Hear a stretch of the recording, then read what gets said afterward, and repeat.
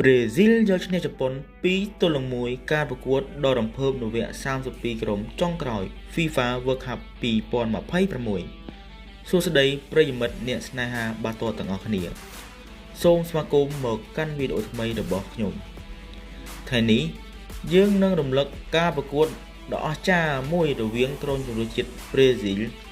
និងក្រុមជម្រើសជាតិសាមុរ៉ៃជប៉ុនក្នុងវគ្គ32ក្រុមចុងក្រោយនៃព្រឹត្តិការណ៍ FIFA World Cup 2026 ការប្រកួតចាប់ផ្ដើមដោយល្បឿនលឿន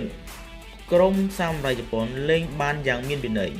និងរៀបចំប្រព័ន្ធការពារបានយ៉ាងល្អនៅនាទីទី29ខ្សែបម្រើខៃសុសាណូបានសុទ្ធបញ្ចូលទីធ្វើឲ្យជប៉ុននាំមុខ1-0និងធ្វើឲ្យអ្នកគាំទ្រភ្ញាក់ផ្អើលយ៉ាងខ្លាំងចូលដល់តង់ទី2ក្រុមហ្សាំបាប្រេស៊ីលបានបង្កើនសម្ពាធលើគូប្រកួតនៅនាទីទី56ខាសេមីរ៉ូបានតែតបញ្ចូលទីតាមមួយស្មើបន្ទាប់ពីការបញ្ជូនបាល់ដ៏ល្អពីមិត្តរួមក្រុមនៅពេលដែលមនុស្សជាច្រើនគិតថាការប្រកួតនឹងឈានទៅរកការបន្ថែមម៉ោង Gabriel Martinelli បានរកគ្រាប់បាល់ជ័យជំនះនៅនាទីទី